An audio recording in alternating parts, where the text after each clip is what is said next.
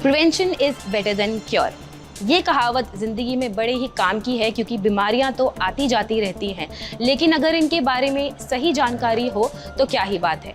हाल फिलहाल में आपने मंकी पॉक्स का नाम ज़रूर सुना होगा, जिसे रिसेंटली WHO यानी कि वर्ल्ड हेल्थ ऑर्गेनाइजेशन ने ग्लोबल हेल्थ इमरजेंसी भी घोषित कर दिया है। तो क्या है मंकी पॉक्स? चलिए जानते हैं मंकी पॉक्स के सिम्टम्स क्या होते हैं, ये कैसे स्प्रेड होता है और क्या ये सेक्सुअल कॉन्टैक्ट से फैलती है या नहीं। तो क्या है मंकी पॉक्स और कैसे हुई इसकी शुरुआत? मंकी पॉक्स एक वायरल जूनोसिस है, यानी कि एक ऐसा वायरस है जो एनिमल से ह्यूमंस में ट्रांसमिट हो सकता है। आसान भाषा में इसे समझने के लिए हम स्मॉल पॉक्स का कज़न भी कह सकते हैं। ये एक सेल्फ लिमिटेड डिजीज़ है जिसके सिम्टम्स 2 से 4 हफ्तों तक रहते हैं। सबसे पहले तो ये जान लें कि इसे आखिर मंकी पॉक्स कहा क्यों जाता है। तो 1958 में डेनमार्क के कोपेनहेगन में एक एनिमल फैसिलिटी में मंकी पॉक्स का आउटब्रेक हुआ था, जहाँ पे सबसे पहली बार इसकी डिस्कवरी हुई थी। और ये जो मंकी पॉक्स पाया गया था, ये मंकीज़ में सबसे पहले पाया गया था। इसी वजह से इसका जो नाम है वो मंकी पॉक्स पड़ गया। सबसे पहला ह्यूमन केस जो था इसका 1970 में डिटेक्ट हुआ था, जो कि कॉन्गो में डिटेक्ट हुआ था। WHO के मुताबिक मंकी पॉक्स फैलने के मेन सोर्सेज सेंट्रल और वेस्ट अफ्रीका के ट्रॉपिकल एरियाज में रहने वाले रोडेंट्स जैसे कि चूहे और गिलहरी हैं।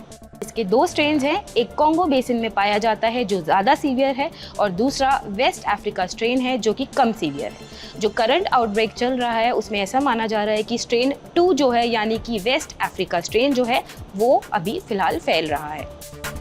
इंसानों में कैसे फैलता है मंकी पॉक्स? किसी भी मंकी पॉक्स अफेक्टेड एनिमल या ह्यूमन से क्लोज कांटेक्ट में आने से ये फैल सकता है। मंकी पॉक्स के रैश, स्कैब या जिसको भी मंकी पॉक्स है उसके बॉडी फ्लूइड से भी ये स्प्रेड हो सकता है। रेस्पिरेटरी ड्रॉपलेट्स, ब्लड, लीजन्स या फिर स्किन टू स्किन कांटेक्ट से भी ये फैल सकता है।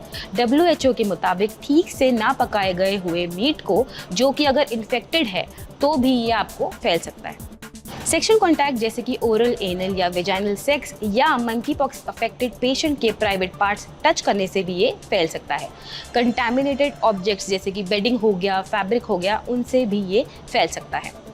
तो क्या होते हैं मंकी पॉक्स के सिम्टम्स? तो सबसे पहले तो इसमें फ्लू लाइक सिम्टम्स होते हैं, जैसे कि फीवर हो गया, कफ हो गया, हेडेक हो गया, मसल एक हो गया, स्वेलिंग हो गई लिम्फ नोड में, और रैशेज हो गई, जो कि चिकन पॉक्स और स्मॉल पॉक्स से काफ़ी मिलते जुलते हैं। साथ ही इसमें जो इंक्यूबेशन पीरियड होता है, यानी कि इन्फेक्शन से लेकर सिम्टम्स आने तक का जो पीरियड होता है वो 6 से 13 दिन का होता है, लेकिन कभी कभी ये 5 से 21 दिन का भी हो जाता है। तो क्या है इसका इलाज? मंकी पॉक्स को लेकर आपको डरना नहीं चाहिए, पर सावधानी ज़रूर बरतनी चाहिए। ये कोरोना वायरस जैसा वायरस नहीं है और इसके फैलने का तरीका भी काफ़ी ज़्यादा डिफरेंट है। फिलहाल इससे रिलेटेड मेडिसिन और वैक्सीन भी मार्केट में अवेलेबल हैं जो इसके खिलाफ प्रोटेक्शन देती हैं।